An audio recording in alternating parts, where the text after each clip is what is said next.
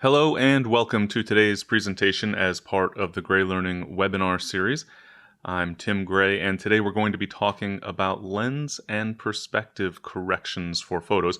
Before we get started, I do want to thank once again Tamron USA for sponsoring this presentation.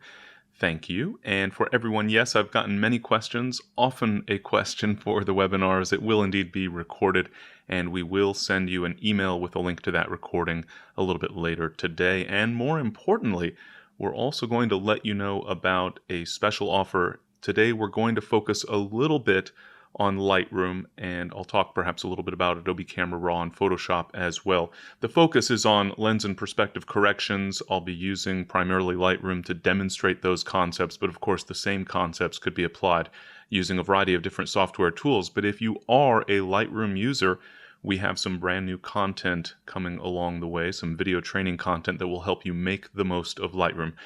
And there will be a special offer just for those of you who have attended live. So be sure to check your email inbox later today for that.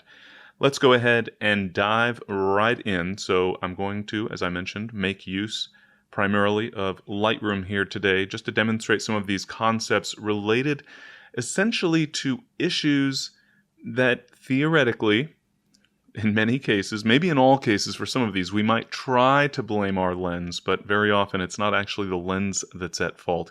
It's our own decisions as a photographer. So we'll talk about some of those issues along the way as well. But I think first and foremost, I just want to underscore just how important perspective can be. Hopefully, I hope when you see this photo that you'll recognize that it is wildly distorted. I'm hoping, since it's a picture of me. It is indeed wildly distorted. Now, obviously, this is exaggerated. It's silly, perhaps even a little bit playful, but you can see that it just looks wrong. It doesn't look like a correct perspective. And when we have these sorts of issues in our images, sometimes those distractions of whatever the distortion, the blemish, you might say, whatever the problem is with the image, that is very likely to grab the viewer's attention more than anything else in the photo. And that can be obviously a very real problem. So these issues, while they might seem relatively small, I think that lens corrections and perspective corrections, they sort of fall into almost a category of image cleanup. And in fact, I'll show you some image cleanup tasks here today as well. But those small blemishes, if you're cleaning up dust spots from your sensor, for example, they might be teeny tiny little specks in the image. They hardly amount to anything, and yet, if they remain and the viewer spots them, they won't be able to look away. They will be so drawn to these little blemishes, or maybe they won't even know necessarily exactly that the blemish is there, but something just doesn't seem quite right.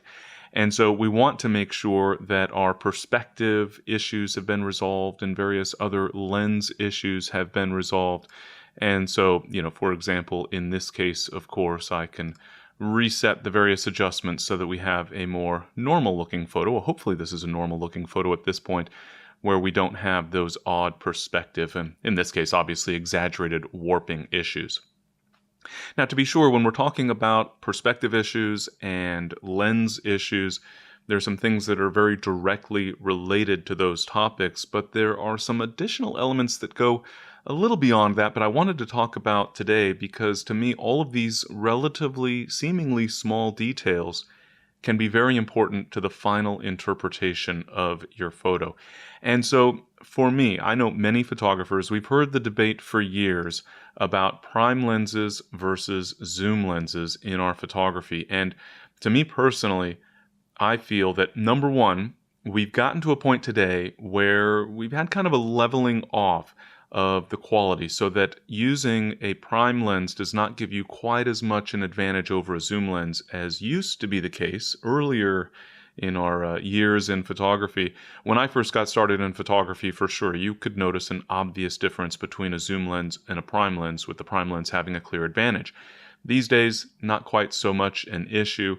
And for me personally, the benefit of having a zoom lens where I can recompose along the way is a tremendous advantage. Now, of course, it's also giving me another task to perform. So you can probably imagine when I've got a crop duster flying at me at 100 miles an hour, spraying chemicals onto a field, I've got a lot going on. I want to make sure that I'm staying out of the way of the spray. I want to make sure that I'm focusing on that subject, framing it up good. It's making sure that I've got a good exposure, making sure the shutter speed is not too fast so that the propeller then gets frozen in time. There's a lot going on and it's happening quickly. And with the zoom lens, I have that added element of needing to adjust. And with the crop dusters, for example, I'm typically using a 150 to 600 millimeter lens where I'll start off at 150 millimeters to track down where exactly is that airplane in the sky. Then I'll zoom in very often all the way to 600 millimeters so that I can fill the frame with the crop duster. But then as it gets closer, I need to zoom out and out and out in order to maintain my framing.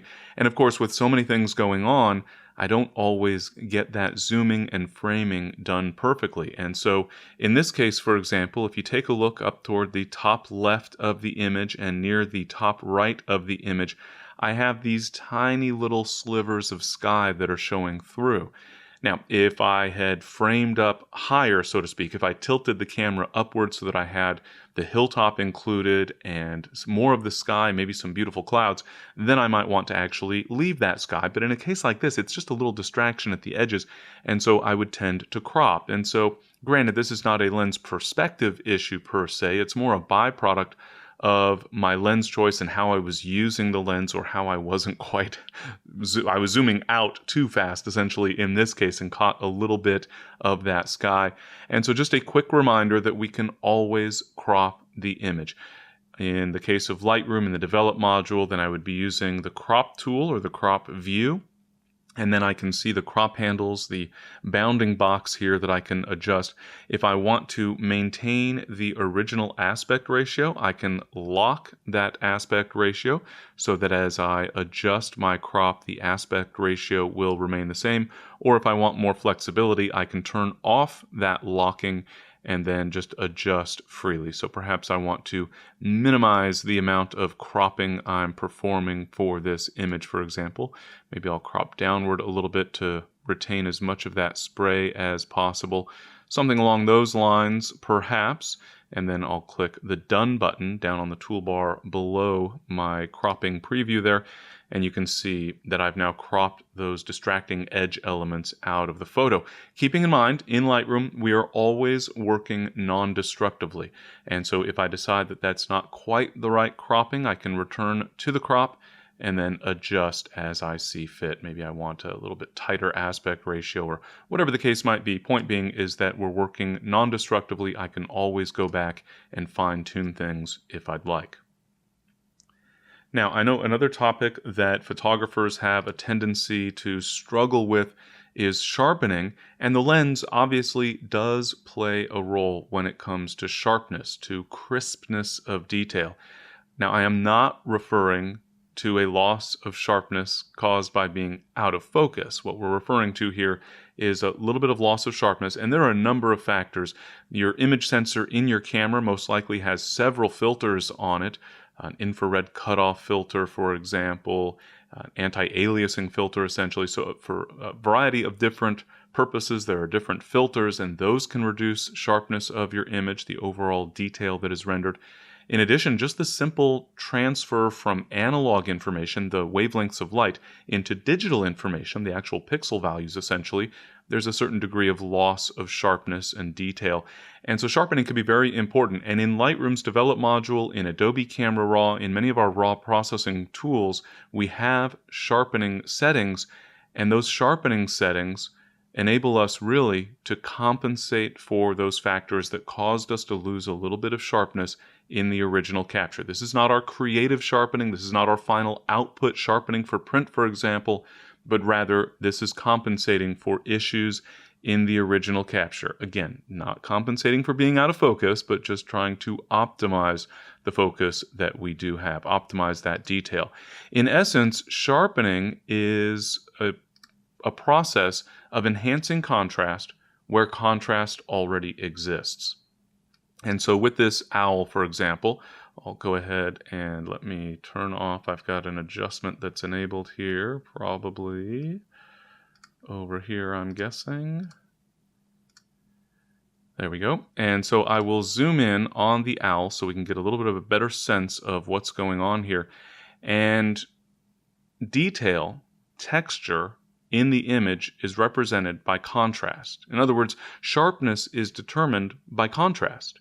In the case of an owl with the feather detail here, we have, for example, these white feathers next to brown feathers, and the transition from white to brown in that feather detail is what tells us how sharp that detail is. It gives us that perception of sharpness. So if we want to enhance the appearance of sharpness, what we're doing is enhancing that contrast along the edges where contrast already existed, where we already have differences in pixel values.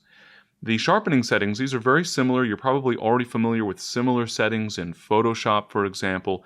We essentially have a strength and a size setting, and then typically some additional fine-tuning controls.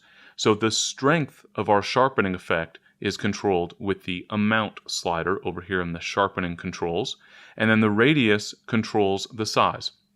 So keeping in mind that sharpening involves enhancing contrast where contrast already exists, if we strengthen the contrast significantly, that's a high amount. If we strengthen it just a little bit, that's a low amount. But then how far outward from those individual pixels of contrast are we sort of blending that effect? And then are we going to sharpen every bit of detail or just the strong edges in the image? Those are issues for the detail and masking controls in the case of Lightroom's sharpening. But most importantly, in Lightroom and in Camera Raw, we're able to get a preview of these different settings by holding the Alt key on Windows or the Option key on Macintosh while we're adjusting these settings. And so in the case of the amount slider, for example, holding the Alt or Option key will give me a grayscale preview so that I can better see the actual effect of that contrast enhancement, of that sharpening. And so I'm seeing a black and white version of the image. I do recommend setting your zoom to a 1:1 or a 100% zoom setting so that you're seeing actual pixels, essentially. 1 pixel in your image will be represented by 1 pixel on your monitor, essentially. And that gives us a better ability to evaluate the strength and the overall settings for our sharpening. I'm going to leave that sharpening exaggerated for the moment. You might be able to see, for example, that the background here is getting a little bit of texture enhancement. That perfectly smooth, wonderful backdrop is now getting a little bit grainy looking because of my sharpening. We'll talk more about that in just a moment. So with that over-exaggerated sharpening effect, I've applied too much of an amount, too strong an effect. Now I can take a look at my radius, and again, holding the Alt or Option key, the radius control determines how far outward from our contrast edges the contrast will actually be enhanced. And as I increase the value, you'll notice that this embossed effect gets a little bit stronger, but take a look, focus your attention right here where the pupil of the eye meets the iris of the eye for this little burrowing owl, and notice how when I'm holding the Alt or Option key with a low radius setting, that transition distance between the pupil and the iris is relatively small, and as I increase the value, it gets larger and stronger. Generally speaking, if I'm concerned about sharpening, I probably have a lot of fine detail in the image, and so I probably want a small radius. If the detail is very fine, I want the transition of that contrast enhancement to be very fine or very small as well. So typically somewhere around a value of 1.0, 1 pixel for the radius, or maybe a little bit less. Once again, I'm going to keep that amount at a very high value just to make it a little bit easier. And in fact, I'll increase the radius a little bit to exaggerate the effect just so we can better see the impact of detail and masking here. So once again, using the Alt or Option key on the keyboard with detail, I'm getting a similar effect in terms of that embossed effect that we saw with the radius slider. Here, though, notice right now you might be able to see some relatively strong texture in that smooth background, and then as I back off, the background, that smooth area, gets smoother. Detail is essentially determining, very similar to threshold if you're familiar with unsharp mask, how much detail, how much texture or contrast needs to exist before we're going to apply contrast enhancement for sharpening. And so if you want to sharpen every little nook and cranny in the image, every tiny bit of texture that might be there you want to enhance, then you might want a relatively high value for detail. If you're trying to preserve smooth areas in the image, then you may want to use a moderately low setting for detail, maybe somewhere around 25, give or take. But again, using that preview, thanks to the Alt or Option key on the keyboard, to get a much better sense of exactly how you're impacting the image. And then finally, we have masking. I'm going to zoom out so we can see the full image here. So with the masking feature, essentially what we're able to do, again, this is somewhat similar to detail. It's somewhat similar to the threshold control in Unsharp Mask.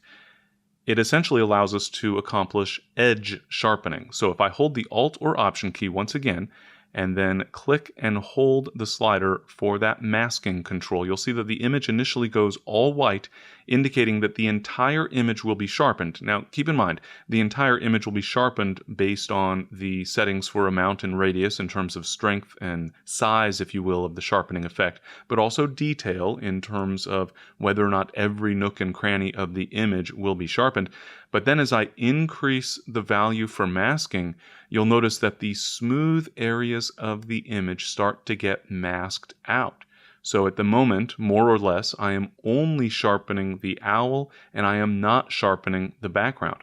And I could take that even further if I'd like and focus my sharpening only on the strongest detail edges within the image. So if I just want the high contrast edges or the highest contrast edges to get enhanced while retaining smoothness in other areas, then I could use a moderately high value for masking. But again, those previews with the Alt or Option key are absolutely critical. They are invaluable as far as I'm concerned when it comes to evaluating that sharpening. And of course, again, that sharpening is not going to replace the sharpness of the photo in terms of if it's out of focus, but it can help to accentuate the detail that is there. And speaking of accentuating detail that is there, the clarity adjustment can be absolutely incredible for that purpose. So up in the basic set of controls, we have a clarity slider, and we can increase that value to essentially enhance mid-tone contrast in the image. And what that really is doing, it's very similar to sharpening at a relatively low strength and with a relatively large size. So like a large radius and a low amount. And that can really enhance overall texture in the photo. Of course, from a creative standpoint, I could also use a negative value for clarity to get a more kind of ethereal, dreamlike effect in the photo. But for those situations where you find yourself wishing that that lens had even more ability to render detail, you really want to make that detail jump out at you, then that clarity slider can be incredibly helpful. Now, I've talked about some of these issues that relate to your behavior as a photographer, as well as the ability of a lens to resolve detail, the softening that might be caused by filters on your image sensor. There's another issue. So I was out in the Palouse. We go out into the Palouse region of eastern Washington state each year and lead field photography workshops. And it's a wonderful opportunity to be able to, for me, having been going out there for about 10 years now, every summer, it's a great opportunity to revisit the same places and try out new things. So this subject, this abandoned farmhouse, for example, is something I would typically photograph in the late afternoon when there's lovely light on the farmhouse itself. But then I thought, why not try sunrise? So I'm out there at sunrise. The sun has just come up over the horizon. I'm working on getting this sunburst effect, of course. I actually had brought a lens with me on this trip specifically for this purpose. This is the Tamron 15 to 30 millimeter lens. And the reason I wanted to use that lens really has nothing to do with that wide-angle focal length, but more to do with the starburst effect. Because it has an odd number of blades for the aperture, 9 in this case, I get lots and lots of those rays. If it had been an 8-bladed aperture, I would get 8 of those sun rays. But since it is an odd number, we get double the number of rays. So with 9 blades on the aperture, I get 18 rays, and it gets this real sparkly effect. The problem is, if we take a look at the center of the photo, at our key subject here, I have this lens flare that is obviously quite problematic. Now, of course, with the sun in the frame, lens flare is pretty much unavoidable. If you have the sun just outside the frame, but sort of in front of you, in front of the front lens element, but not in the frame, that's when you're at greatest risk of lens flare that you can probably compensate for if you use a lens hood or a lens shade. You remember those? They can be incredibly valuable, especially, of course, when you've got the sun near the frame. But when the sun is in the frame, that lens flare is really unavoidable. Theoretically, I could try to go in and clean this up, but that is going to be a lot of work.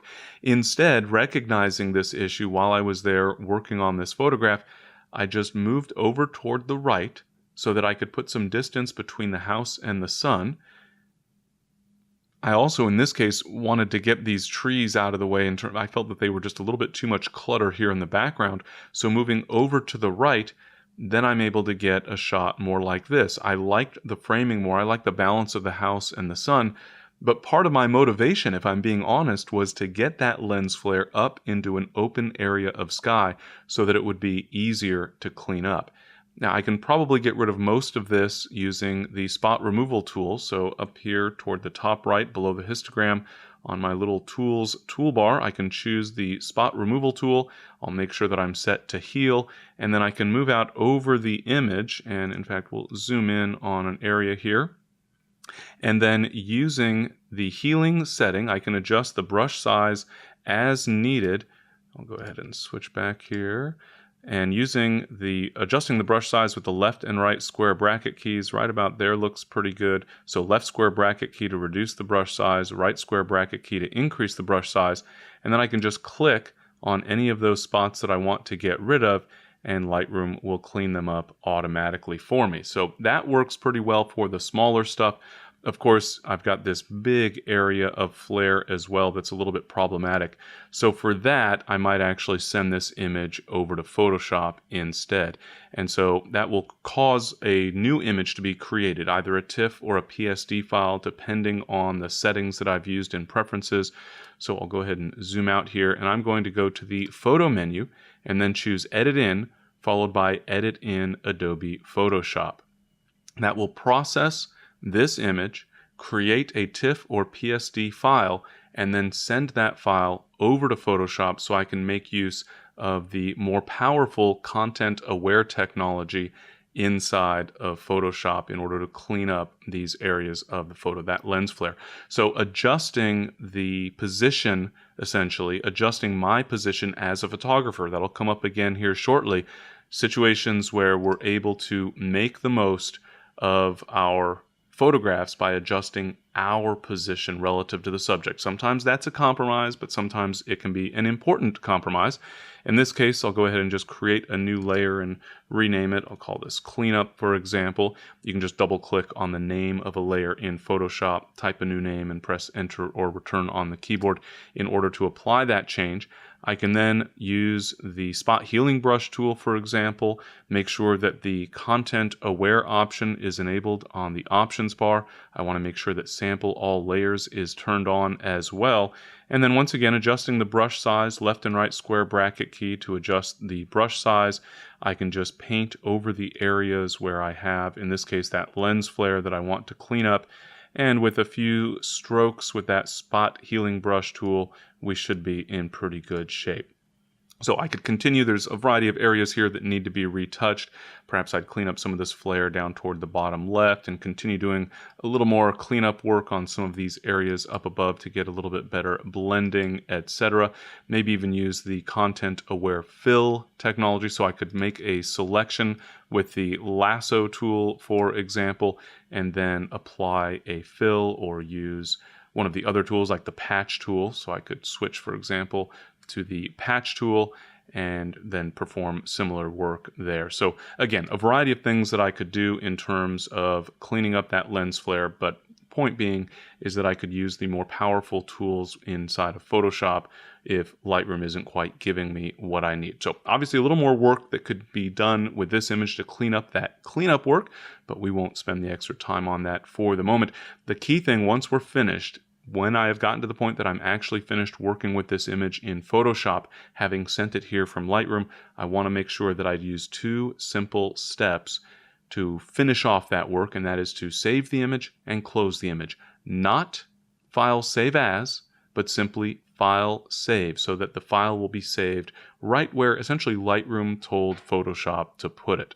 So I'll just choose File Save from the menu, and that will update that TIFF or PSD file. Again, depending on the settings I've established in Preferences in Lightroom, that will determine what type of file. You might notice here that I have a Photoshop PSD file being created rather than a TIFF image.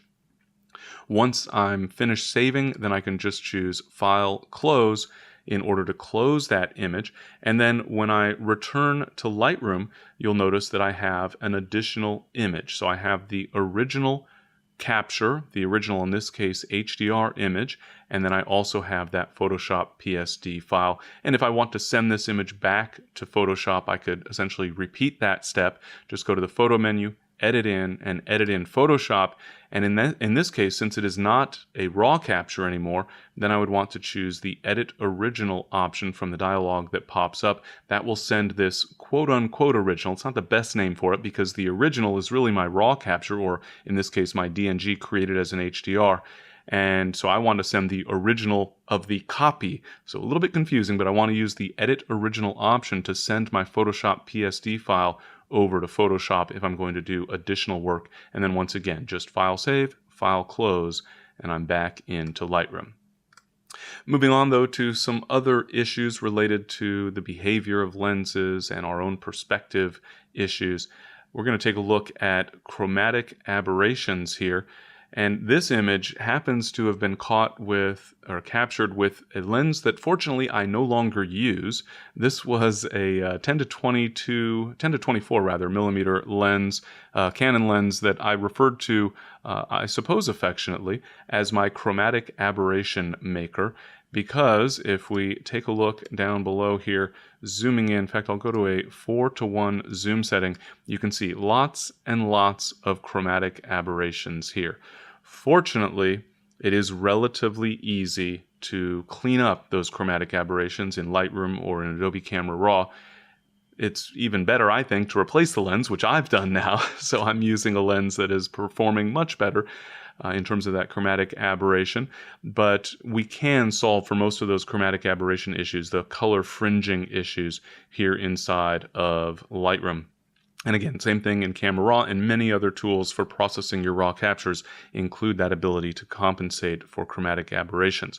So the first thing that we could do is use in the profile section of the lens corrections set of adjustments on the right panel here in the develop module, turn on that profile option, and then turn on remove chromatic aberration. And I find that usually about half the time that gives me an adequate correction for my chromatic aberrations. The other half of the time I need a little bit of additional help. Fortunately, that additional help is right here on the manual tab within lens corrections. So I can choose that option and then adjust my defringe amounts for purple and for green. And so if I increase the value for purple, for example, you'll notice that the purple fringing along the tower of the bridge there is disappearing as I increase the value. I can also adjust the range of color values being affected, so I could spread out into some more cyan colors. In this case, of course, you can see that immediately creates a significant problem in that I'm essentially removing the color fringing that is not color fringing, it's the sky. And so I do want to be very careful with these more manual controls when I'm defining the range of colors that are being affected, as well as when I'm choosing how strong an adjustment to apply with those amount sliders. But again, I can continue fine-tuning those controls, carefully evaluating the image. I might expand the greens just a little bit into the cyans, for example, and right about there is looking pretty good. But again, paying careful attention to the image. Zooming in, for chromatic aberrations, I generally zoom in to a 4:1 or a 400% zoom setting so that I can really evaluate those areas that exhibit the color fringing. And then, of course, pan around the image and check various areas, especially out toward the edges of the frame, and check to make sure that you're getting a good effect everywhere. Sometimes you might have to compromise just a little bit. In addition, we can take that essentially a step further, you might say, when it comes to the profile options here and make use of profile-based corrections. So here is the image essentially as it came out of the camera, and you might assume that everything looks perfectly fine. It doesn't look like we have any distortion. Everything seems reasonably good in terms of the alignment. But if we turn on the Enable Profile Corrections checkbox, and then make sure that we're using the correct profile down below. What I generally do is under Setup here, click the pop-up and just choose Auto, which essentially will cause Lightroom to look at the metadata for the image and choose the right profile based on the lens that was used. However, I often notice that randomly in certain situations, for reasons I don't understand, sometimes that sets the make for the lens to none. If you just choose the make of the lens, it should find that information in metadata automatically. So this lens, it's the 10-22 I was referring to earlier as producing lots of chromatic aberrations. It also produces a fair bit of distortion and barrel versus pincushion distortion, and gives us a bit of vignetting, largely owing to the simple fact that it's a wide-angle lens. So you can see that the edges are brightening up, and we're also getting some perspective correction, that distortion correction, I should say. Now, if we decide that we want to correct for some of that behavior, so here I have, for example, enabled that profile correction. If I turn the adjustment off versus on, you can see that we're getting a fair bit of correction for vignetting. Well, if I decide that I actually like some of that vignetting, I can essentially say, no, don't apply such a strong correction. I want some of that vignetting. I want that sort of framing up of the overall scene. I just don't want it to be quite as strong as it was originally. Once I've enabled profile-based corrections, I can come down below to these amount sliders and adjust for distortion if I feel that the adjustment, the correction wasn't quite right there, and then also adjust for vignetting. So I can bring the vignetting back, or I can take it away further, essentially lightening up those edges. And so in this case, perhaps I want to use a moderately low value to retain some of that kind of moody framing up of the image with the vignette effect. So I can essentially kind of override the decision, not really a decision per se, but Lightroom applied corrections based on the actual behavior of the lens, and I can override that a little bit, especially in the case of vignetting. Now, when it comes to the distortion correction, I generally want that to be applied. It generally produces a great result. But for vignetting, sometimes I don't want to get rid of all of the vignetting in the image. Now, in other cases, of course, you might decide that the vignetting was nice and you want it back, or you might want to go even further and apply a creative vignetting, and perhaps even with a lens that is not giving you much in the way of vignetting. Let's turn off the profile corrections here and turn it back on, and I'm seeing virtually no change whatsoever, and that's because this is a 70 to 200 millimeter lens. I don't expect to have much in the way of distortion there, not very much in the way of light fall off, and so the profile corrections are very modest. If I decide that I want to have a little bit of vignetting on the edges, that is not where I would use these vignetting controls that I showed you with the previous image. This essentially becomes a creative adjustment. And the thing to keep in mind with vignetting, if I'm making or creating visible vignetting, then I want to make sure that that vignetting remains visible, even if I crop the photo. And so instead, I want to come down into my effects and make use of the post-crop vignetting controls so that even if I crop the image, the vignette remains. So I'll apply an exaggerated vignette here just to illustrate that concept. And now if I go to crop the image, so we'll just make an exaggerated cropping here, roughly a square image, the vignette follows that crop. And if I go back and essentially undo that last step, if I just reset the cropping altogether, for example, maybe fine tune just a little bit, then the cropping and the vignetting remain in sync with each other because I'm making use of that post-crop vignetting. So it's sort of funny, very often vignetting is something that we avoid. We maybe try to avoid a wide-angle lens, or we're picky about our wide-angle lenses because we want to make sure there's minimal light fall off out at the edges, and yet sometimes we might want to actually add some of that vignetting back for framing up the image or adding a sense of drama or what have you. Now, just to give you a sense of these controls and how they work, the style, I recommend using highlight priority. Paint overlay will usually give you a little bit of a muddy effect, so I generally avoid that one. Color priority is okay, but generally speaking, I find that I'm getting the best results. I'm happiest with the results using highlight priority. I could use a positive value to brighten or a negative value to darken. I'm going to leave this exaggerated so you can better see the impact of the other controls here. Midpoint, the vignette can be moved closer to the center of the image or pushed further out away from that center of the image. I can also adjust the roundness, so I can increase that value to get a round vignette, or back it off, use a negative value to get this sort of almost like a slide edge light fall off type of effect. And then I can also choose how much I want to feather. Do I want to blend that feathering into the image or have essentially no feathering at all if I'd prefer. So I can continue fine-tuning those settings, of course, based on my own personal preference. Let me move this into the center of the image a little bit, and just to further demonstrate, to illustrate one of these other settings, and that is highlights. You'll notice that my vignette effect, obviously an exaggerated vignette effect, but that vignette effect is darkening the entire edge of the image. Well, if we have something bright, very, very bright, like the sun, or, as you can see down at the bottom left corner, bright reflections on the water from the sun, in the real world, if I had a lens that had vignette behavior, the sun, the reflection of the sun in this case, would overpower that vignette and shine right through. Well, that's what the highlights slider enables. I can increase the value for highlights. So pay attention down here at the bottom left of the image where the bright sun reflections appear on the Hudson River. If I increase the value for highlights, those brightest highlights shine right on through the vignette effect. So again, I could obviously fine-tune these overall controls as I see fit. Usually I want a bit of a subtle effect, so I'd use a moderately low value for amount. But in other cases, I might be looking for drama as well. So something that we often try to compensate for in terms of lens behavior, but we might also want to add for creative purposes as well.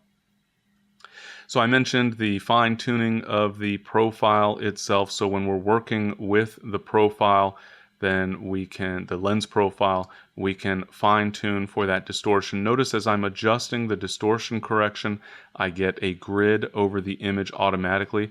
Also notice that this is a very modest amount of effect. So the distortion, I'm dragging this slider all the way through the extremes, and I'm getting a very modest effect in the image. And that's because we're not applying a creative effect right now.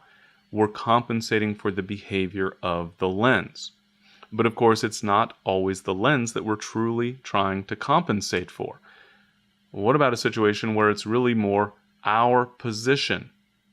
The lens, in this case, the 150 to 600 millimeter, nice long focal length, good lens, where I'm not getting any real distortion at all. So if I turn on or off, just a tiny little bit of distortion being corrected for from that profile. And yet my lines are not straight. Well, that was my fault. That was my position relative to the subject. Well, my fault. That ship, the container ship, was moving away from me, and I was on another ship. I had no opportunity. I didn't have a hovercraft. I didn't have a drone, I suppose, to be more topical. So for me, there was no way to actually get into a better position so that I could make sure that I was essentially dead on to the subject, that I was perfectly orthogonal. And you might say, well, it just needs to be rotated. Actually, if you compare the lines on the left versus the right, over on the left, they're closer to vertical, and on the right, they're not. So I have a perspective issue caused by my position relative to the subject. Fortunately, that's very easy to solve using the guided edit controls found under the Transform heading here, and also available in Adobe Camera Raw with the Transform tool. And the idea, theoretically, I could just use the auto upright option. That works pretty well. I can use just leveling. I can apply vertical correction or full correction. But my favorite is the guided option because it enables me to exercise a little bit more control over the effect. So I'm going to choose that guided option. And now what I can do is draw lines in the image. Theoretically, what I want to do is draw some horizontal and vertical lines. I need at least 2 and a maximum of 4 horizontal and vertical lines to square up everything. Well, you can probably appreciate that for this photo, there's really not going to be any perfectly horizontal lines because we have this perspective issue. The lines that might otherwise be horizontal, the edges, the bottom edge of each of the containers, for example, that's really going to be a little bit diagonal because of the perspective based on my position. And so what I really want to do in this case is only make the vertical lines vertical. So I'm going to click and drag with my mouse on the image to create a line that aligns with the line that I want to make perfectly vertical. That's a lot of lines. So I'm just clicking and dragging to define the area that should be perfectly vertical in this case. It could have been a horizontal line, but right now I'm focused on the vertical. When I release the mouse, that line, that guide, is created. But as you can see, absolutely nothing happens because I need at least 2 guides to have any effect. And so I could come over here, for example, and create an additional guide. Notice that I get that loop display that can help me to get a better sense of exactly where to position that guide. And now I have the image lined up so that all of those vertical lines are perfectly vertical. You can see I obviously would need to crop the image in this case. We have some areas based on that essentially distortion correction that we're applying. We have some areas that are just a white background, so I would need to crop to take care of that based on the warping, if you will, the transformation that was applied to the image. Now, in this case, this image only needed vertical lines to be made vertical, but we might also have a situation where we need our horizontal lines as well as our vertical lines to be made perfectly horizontal or vertical. And so here we have an issue that, to be sure, with a wide-angle lens, a very wide-angle lens in this case, an effective focal length of 16 millimeters, I'm going to get some distortion. But in addition, my position was not chosen ideally, at least from the standpoint of perspective issues. So if I want to minimize distortion, that perspective issue in the scene, I want to get my position optimized so that I am head-on or orthogonal, so that I'm right at the center of the subject, looking at it in a perfectly straight line. I don't want to be over to the left or the right. I don't want to be too high or too low. There are, of course, a couple of inherent challenges involved with that. Number 1, I might not be able to get to that position. And number 2, the ideal position from the standpoint of perspective might not be a good position in terms of the overall composition. So as much as possible, if I had a ladder with me when I was capturing this image, then I might have gotten a little bit higher, actually a fair bit higher, so that I could be aligned with basically the vertical center of that building in the background. So that would be one possibility, but I didn't have a ladder. But again, the idea being that I want to be directly head-on to my subject, centered perfectly, pointed head-on to that subject. But then also I need to think about the overall composition. If I'd gotten higher, then the fountain here would drop down relative to the building. I might have even preferred to get down lower so that the fountain goes up a little bit higher. Again, we want to consider our perspective issues as well. So making every effort to get as perfectly head-on to our subject as we possibly can, but thinking about composition along the way.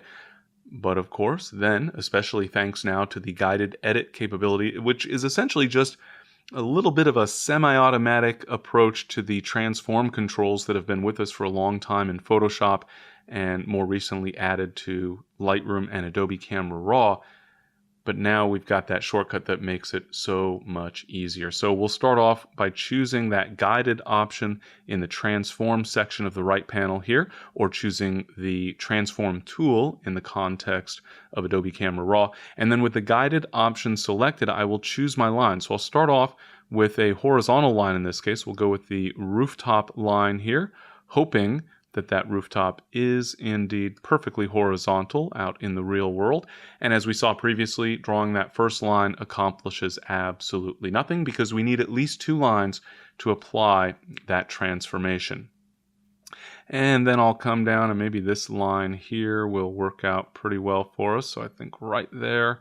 And then I will drag across the image and try to make sure that I am lining up the point where I release the mouse perfectly with essentially the same line of, in this case, the building.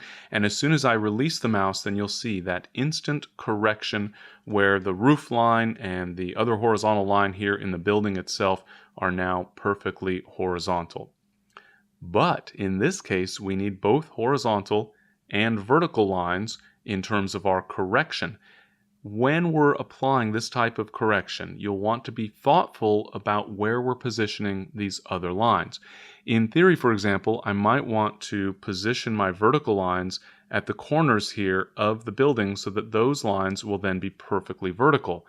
Except then we still have this distortion in the foreground at the edges of the frame, and that I think is a little more eye-catching and perhaps problematic. And so I want to think about where within the scene, what portion of the scene do I want to make perfectly horizontal versus perfectly vertical. And you'll want to be thoughtful in this case, maybe wanting to go out further toward the edge of the frame. And so I'll choose this split between the lighter color, the kind of cream color, and the yellow. Click and drag downward, hoping that they made the paint line, that transition, perfectly vertical. And now you see the correction applied. I'll do the same basic thing over here on the right side, right about there. Click and drag. And again, using that loop to help make sure that I'm aligning my line as perfectly as possible with that subject, with the lines in the scene that should be perfectly horizontal and perfectly vertical. So now you see we've got, I think, a much improved perspective correction. Naturally, I probably want to crop to get everything aligned perfectly to make sure everything matches, that the center is the center of the frame, etc., that the edges match up in terms of being symmetrical with each other. But I can then click the Done button here and close out of my transformation with the correction applied. I'll turn off the little light switch here for the transform section to turn off the transformation and then turn it back on, and you can see a rather significant change. I would say a significant improvement. And again, this falls under the heading really not so much of lens corrections, but rather perspective corrections based on my position as a photographer. And so trying to compensate for that as best I can. Ideally at the time of capture, but if that wasn't possible because I wasn't able to hover, then I can still apply some corrections in post-processing. And then we also have some other manual controls here that I just want to highlight for purposes of giving you some additional options for really fine-tuning and finessing an image that needs that correction.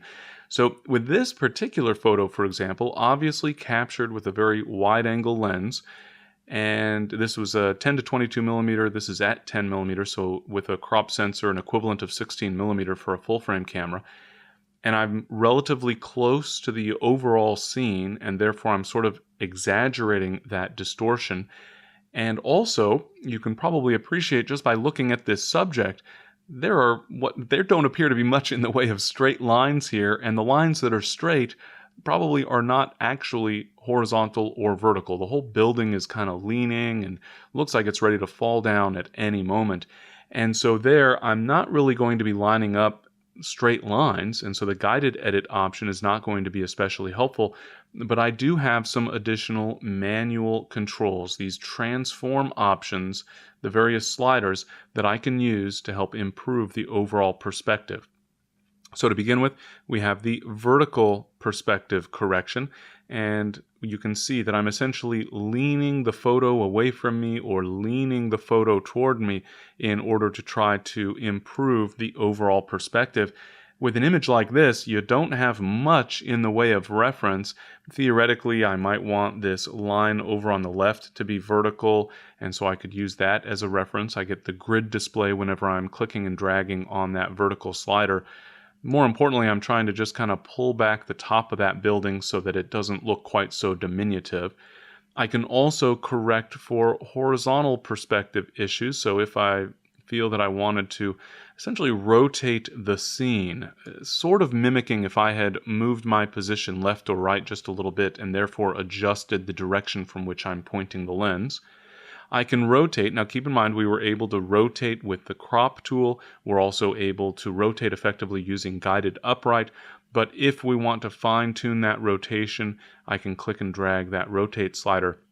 Now this is a good point to mention the ability to work beyond the mouse. If you're having a difficult time getting that rotation just right using the mouse, you can click your mouse, and this little shortcut that I'm going to show you is available for basically all of the adjustments in Lightroom by virtue of it being available for any adjustment that has a numeric value associated with it. And so with the value highlighted, once I click, in this case, into the rotate field, if I press the up arrow key on the keyboard, I will increase the value. And if I press the down arrow key on the keyboard, I will decrease the value. If I need a stronger adjustment, I can add the shift key. So holding the shift key while pressing the up arrow key will give me a stronger adjustment, usually a tenfold increase in the effect, but it varies a bit with some of the different adjustments.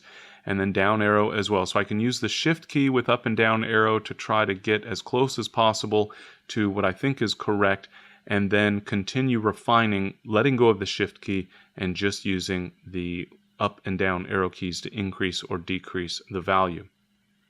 One of my favorite options here is the aspect slider, and I could have used this, for example, with the previous image in order to apply a similar adjustment, but I'll continue working with this granary. The aspect essentially allows me to change the aspect ratio of the scene, of the subject that I photographed. Very often when we're applying these transformations, we might be stretching out a subject or squishing a subject. Aspect enables us to make that subject taller or shorter. So we can adjust the overall aspect ratio, giving us a lot more flexibility with these corrections. Of course, then the real challenge becomes, what should I actually use for that adjustment? In other words, how tall was the building really, or how squat was it? So we've got to remember what things look like out in the real world. And then scale, along with our offset controls, really are just enabling us to adjust what is visible in the image. If I reduce the value for scale, I'm essentially zooming out, and you can see the transformation, the warping that was applied to the image here. I might want to include more of that image. In other words, I don't want to use scale to crop, because by the time I've gotten the bottom left corner cropped properly, now part of the building is sticking out of the frame. So instead, I would zoom out a little bit with scale and then use the cropping. And then I can use the X and Y offset, sort of like using a tilt-shift lens, to essentially move that image into a different position just to kind of optimize the overall effect. So obviously this image would need to be cropped. I would want to be careful to fine-tune my overall adjustments so that I'm making the most. I don't want to compromise too much.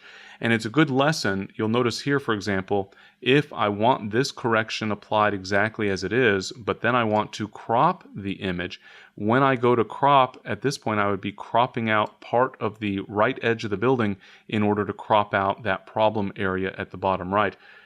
The more space you can give your subject in a situation like this where you know you're going to be applying some transformation corrections, the better. You want some room for cropping. In this case, obviously, the effect is a little bit tight. I'm going to have a little bit of trouble keeping everything in the frame, so I might need to make some compromises when it comes to cropping because of the need for that distortion correction.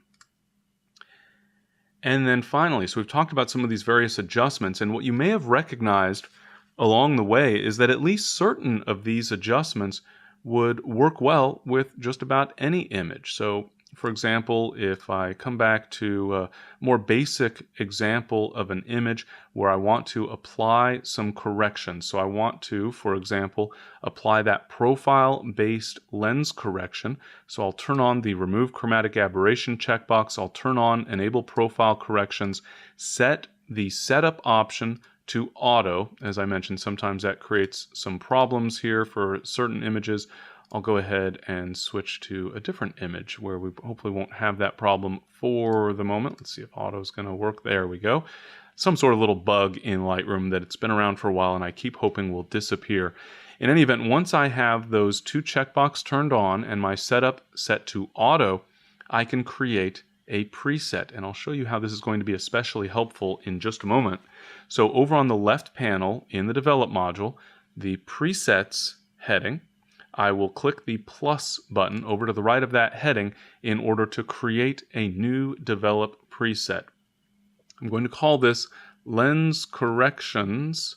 I'll put always. In other words, these are corrections that I just always want to apply to all images. They're not distortion, it's not guided edit, it is just simply my basic profile-based lens corrections. I can then click the Check None button because keep in mind that I don't really want to apply most of these adjustments that might be applied to this image to all of my other images. I'm going to just choose the adjustments that I want applied essentially to every single image, maybe every image I work on in the Develop module, but as you'll see in a moment, possibly to every single image I import into my Lightroom catalog. And so I'm going to turn on the Lens Profile Corrections checkbox as well as the Chromatic Aberration checkbox.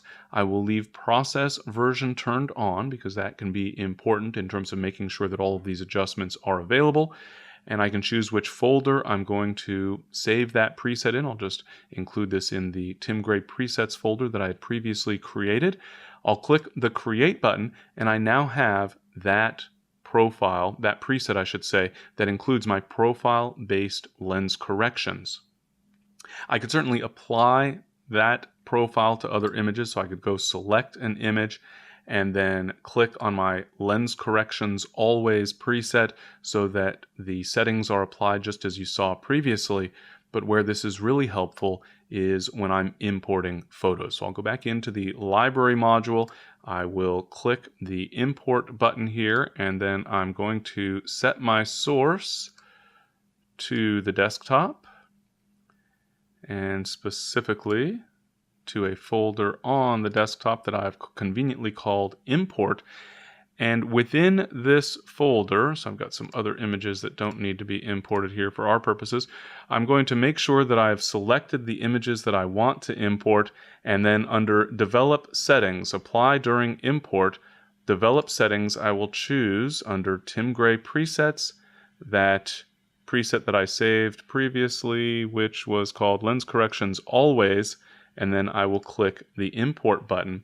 And because I had created a preset that included those adjustments, and I'm applying those adjustments during the import process, if I go to the Develop module, what we'll find is that all of these images that I've just imported have those automatic corrections applied to them. So those profile-based corrections applied for each of these images, all essentially automatically, because once again I saved a preset that included just my lens corrections and then applied that lens corrections profile, or preset rather, during the import process. So a very helpful feature in terms of taking adjustments that you pretty much just want to apply to every single image. I would say, want to compensate for the behavior of the lens. If there's chromatic aberrations, I'd like them removed. These are the types of adjustments that I would say are not harmful to the image, and so it is advantageous, I would say. Just as sharpening is applied automatically in Lightroom and Adobe Camera Raw, so too can we always apply lens corrections to our images as well. All right, so that wraps us up for today. I want to thank you for joining me for today's webinar presentation. I believe we have some questions. I'll be happy to address some of those. In the meantime, do watch your email inbox. Those of you who joined live will send you some information about a new bundle of courses on Lightroom that is going to be released during the month of August, and you can get a special discount on those. Or if you just want to learn everything you possibly can, the entire GreyLearning Ultimate bundle that includes countless hours, it seems, of video training courses on Lightroom, Photoshop, photography, and more you can use this link, timgray.me/graybundle99 to get a discounted rate on that GreyLearning Ultimate Bundle.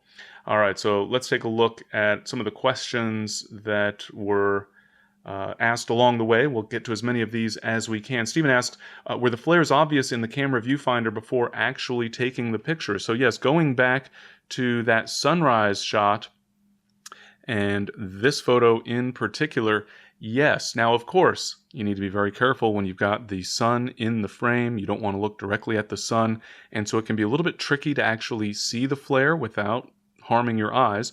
And so a couple of different things. Number one is just not looking directly at the sun and examining other areas of the scene, or using your live view display as well. But yes, absolutely, that's an actual optical effect, and through the viewfinder or on your live view display, you're seeing that actual effect, and so you would indeed see that. And yeah, real good point. Rob points out, actually a question here, but it essentially provides a good point. Will larger, higher resolution files, so if you've got a real high resolution, so he's using a Sony a7R II at 42 megapixels, will that generally require a higher amount setting for sharpening? And the answer is generally yes. A larger image, if you've got more resolution, you'll generally need to apply a little bit of a stronger effect for sharpening. Generally speaking, for the radius, it's not going to be quite as significant, but the amount, that can be a factor. And it also stands to reason then once you're printing the image, which is a separate sharpening process, then you would also need a little bit of a stronger effect. And then a good follow-up question, Judith asked about that use of Photoshop PSD versus TIFF. Why was I saving? The default is actually a TIFF. If I send a photo from Lightroom to Photoshop, a raw capture from Lightroom to Photoshop, by default, Lightroom is going to create a TIFF image. So why would I use a PSD file? Well, essentially, old habits die hard.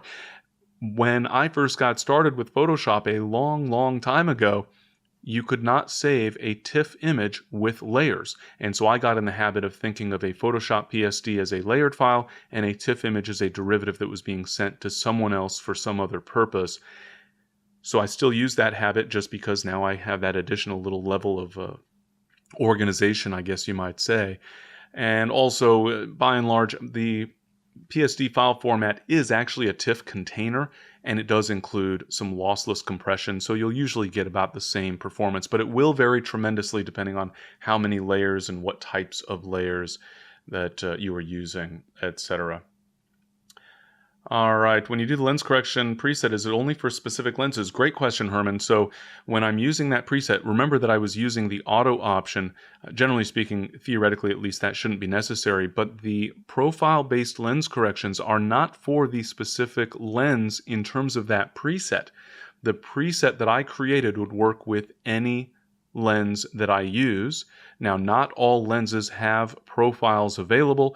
If there was no profile, then the profile adjustment would simply not be applied because there's a profile essentially missing. But yes, it is smart enough then to apply the individual profile based on the metadata in the image. And then Frank points out, real good tip, if you're more inclined, if you're concerned about that lens flare and you don't want to do the cleanup work that I was showing you that we might have to do, you can also take a second capture. So take this image just as you see it, and then take a second capture where you cover up the sun. You could stick your finger in front of the lens, being careful not to touch that front lens element, of course, and just block out the sun, essentially providing your own sunshade, and then you can combine the images in Photoshop so that you've got essentially the image with the sun and the sun flare, or lens flare, and then the image without the sun but also without the lens flare, and then just mix and match essentially in Photoshop. So real good tip as well.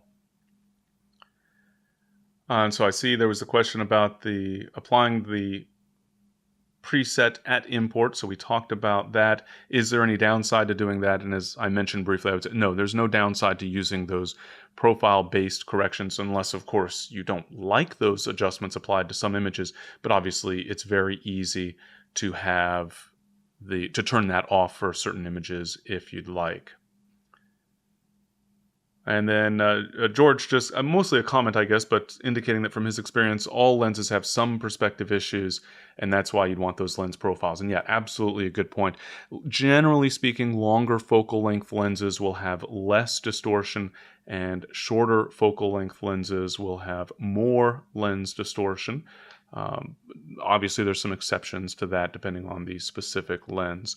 Yeah, Terry, sort of a follow-up question. Terry asked if it's wise to always have the chromatic aberrations checkbox turned on, and I would say yes, and that would be the reason for that profile. No, sorry, the preset that we created that contained that profile-based lens correction. All right, let's see what else we've got here. Tricky issue, if you've got a lens and Lightroom is selecting the wrong lens profile, then you'd want to check for the correct lens profile.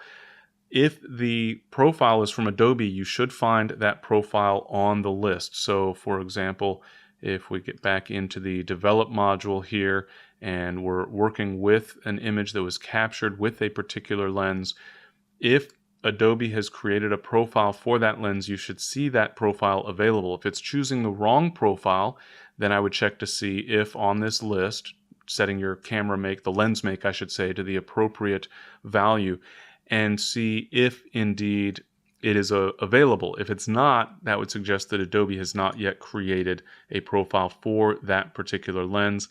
There are some third-party profiles available. You could theoretically create your own. It's a bit of a complicated process. So at that point, I might check to see if the profile for the lens that is not the correct profile, so the wrong manufacturer, for example, see if that's giving you a pretty good result overall, or you could just go to those manual controls instead. Great question, Jordan. Are presets available in Photoshop? Well, I should say in Adobe Camera Raw for Photoshop CC. And yes, absolutely. Essentially the same presets that you can create in Lightroom, you can also make available in Adobe Camera Raw. So you could perform this exact same task using a preset for that purpose, make a preset in Adobe Camera Raw, and then apply that preset whenever you're processing an image, or even update your Camera Raw defaults in that context, just so that it's always using the that profile-based correction in that particular example. And then Jan asks about that photo that I sent over to Photoshop. Why not use edit with the Lightroom adjustments? So if let's go back to the Photoshop.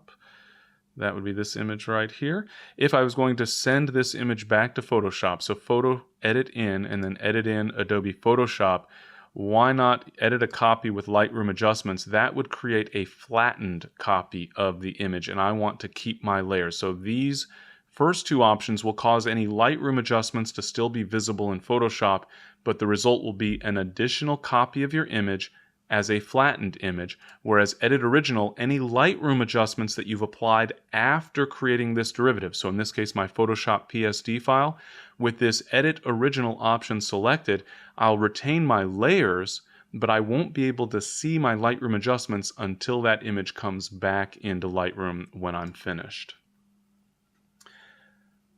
All right, let's see here.